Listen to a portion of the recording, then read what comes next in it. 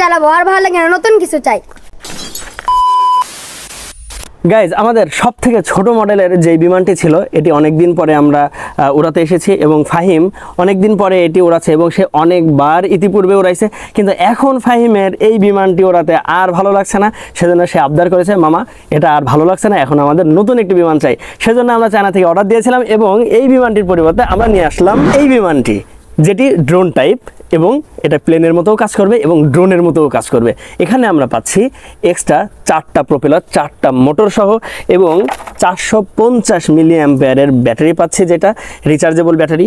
এই ব্যাটারিকে আমরা রিচার্জ করার জন্য একটা সি টাইপ, আমাদের ইতিপূর্বে যতগুলো কেবল পাইছি কোনোটাতে আমরা সি টাইপ চার্জার পাই নাই, কিন্তু এই ব্যাটারির জন্য আমরা পেয়েছি একটি সি টাইপ চার্জার এবং 450 মিলি অ্যাম্পিয়ারের যে ব্যাটারিটা।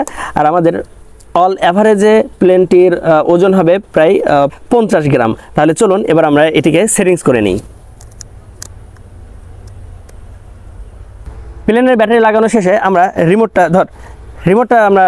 রিমোটের ব্যাটারির জন্য এক্সট্রা কোনো ব্যাটারি আমাদের চায়না থেকে আসে নাই। তবে এখানে আমরা সচরাচর যে রিমোটের ব্যাটারিগুলো লাগিয়ে থাকি, এখানে মাত্র 3টা ব্যাটারি সেকশন আছে। আমরা লোকাল দোকান থেকে যে কোনো জায়গাতে 3টা ব্যাটারি কিনে রিমোটের ব্যাটারিটা আমরা এখানে লাগিয়ে নিয়েছি এবং এখন ফাহিম অনেক খুশি হয়েছে আমাদের নতুন বিমানটি উড়ানোর জন্য। তাহলে চল আমরা এবার উড়াই নিই। কিন্তু মামা এটা কিভাবে চালাবো আপনি শিখিয়ে দেন। কিভাবে চালাবে? চল তাহলে আমরা এটা কিভাবে অপারেট করতে হয় আমরা সকলে মিলে একসাথে দেখে নিই। তাহলে চলুন কিভাবে অপারেট করতে হয় আমরা এক্ষুনি দেখে নিই। আমাদের এই রিমোটটিতে আমরা অনেক ধরনের অপারেটিং সিস্টেম পাচ্ছি। যখনই আমরা সুইচটা অন অফ করার পরে আমরা পাচ্ছি এখানে স্পিড বাড়ানো এবং কমানোর জন্য একটা জয়স্টিক। এই জয়স্টিকটাতে আমরা সামনে নিতে পারবো, স্পিড যদিও এটাতে কন্ট্রোল হবে, কিন্তু সামনে এবং পিছনে নেওয়ার জন্য এটা ব্যবহার হবে এবং সাইডে নেওয়ার জন্য এই জয়স্টিকটা ব্যবহার হয়। এখানে একটা অটো মোড আছে এবং সবচেয়ে বড় যে ব্যাপারটা, এটাকে ফ্লিপ করা যায়, সামনে ফ্লিপ করা যায় এবং সাইডেও ফ্লিপ করা যায়। এলইডি বাটন আছে এবং অটো, যে আমরা দেখা যাচ্ছে অনেক উপরে উঠায় ফেলছি, সেজন্য আমরা কিভাবে আস্তে আস্তে নিচে নামায় আনবো এর জন্য একটা অটো ডিরেকশন মোড আছে, যেটা প্রেস করলে এটা অটোমেটিক আমাদের প্লেনটা নিচের দিকে নেমে আসবে। তাহলে চলুন আমরা প্লেনের সাথে আমাদের রিমোটের আগে সংযোগটা শেষ করে নিই। যখনই আমরা রিমোটের সুইচটি অন করব তখন এলইডি ব্লিং করা শুরু হবে এবং আমাদের এই জয়স্টিকটা যখন আমরা সামনে এবং পিছনে নেব তখনই দেখা যাবে যে আমাদের প্লেনের যেই এলইডিগুলো ব্লিং করছিল সেগুলো অলরেডি থেমে গেছে এবং আমাদের রিমোটের এলইডিটাও ব্লিং করা থেমে গেছে। তার মানে আমরা বুঝতে পারতেছি যে দুটার ভিতরে সংযোগ হয়ে গেছে। তাহলে চলুন এবার আমরা এটাকে উড়িয়ে দেখি কিভাবে ওড়ে। মোটরগুলি অন হওয়ার পরে জয়স্টিকের স্পিড যতই বাড়াচ্ছি আমাদের প্লেনটি ততই উপরের দিকে উঠছে। এখন আস্তে আস্তে প্লেনটিকে আরও উপরের দিকে ওঠানোর চেষ্টা করছি। প্রথম কন্ট্রোল করাটা আমার জন্য একটু বেশি কঠিন হয়ে যাচ্ছে, তারপরেও আমি চেষ্টা করে যাচ্ছি আরও কত সুন্দরভাবে কন্ট্রোল করা যায়। এইবার ফ্লিপ করে দেখি। ওয়াও, ফ্লিপটা অসাধারণ ছিল। এবার উপরের দিকে তুলে দেখি যে কতটুকু উপরে ওঠানো সম্ভব হয়।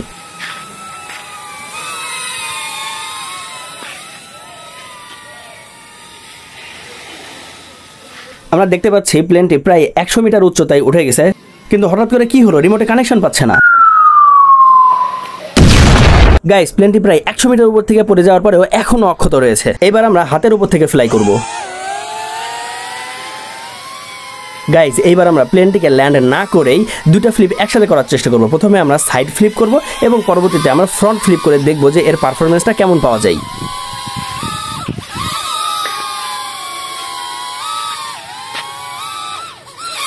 প্রথমবার আমরা ঠিকঠাক ফ্লিপ করতে না পারলেও এবার সুন্দরভাবে দুটা ফ্লিপই আমরা সম্পূর্ণ করেছি। এই প্লেনটির ফ্লিপ করা আপনাদের কাছে কেমন লাগলো অবশ্যই কমেন্ট সেকশনে জানাবেন। আর লাইক ও সাবস্ক্রাইব করতে যদি ভুলে গিয়ে থাকেন তাহলে এখনই লাইক এবং সাবস্ক্রাইব করে সঙ্গে থাকুন। তাহলে চলুন এইবার আমরা প্লেনটিকে ল্যান্ড করি।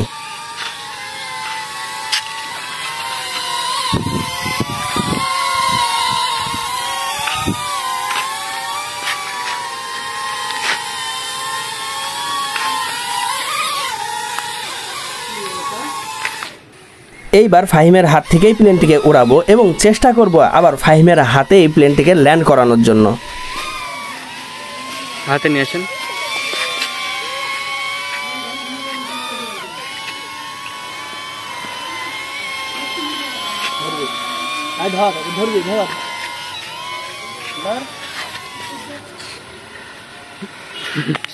গাইজ, আমি মামাকে রিকোয়েস্ট করে আর অনেক ধরনের বিমান নিয়ে আসবো। সেই ভিডিওগুলো যদি আপনারা মিস করতে না চান তাহলে এখনই আমাদের চ্যানেলটাকে সাবস্ক্রাইব করে আমাদের সঙ্গেই থাকুন। দেখা হবে আবার পরবর্তী ভিডিওতে।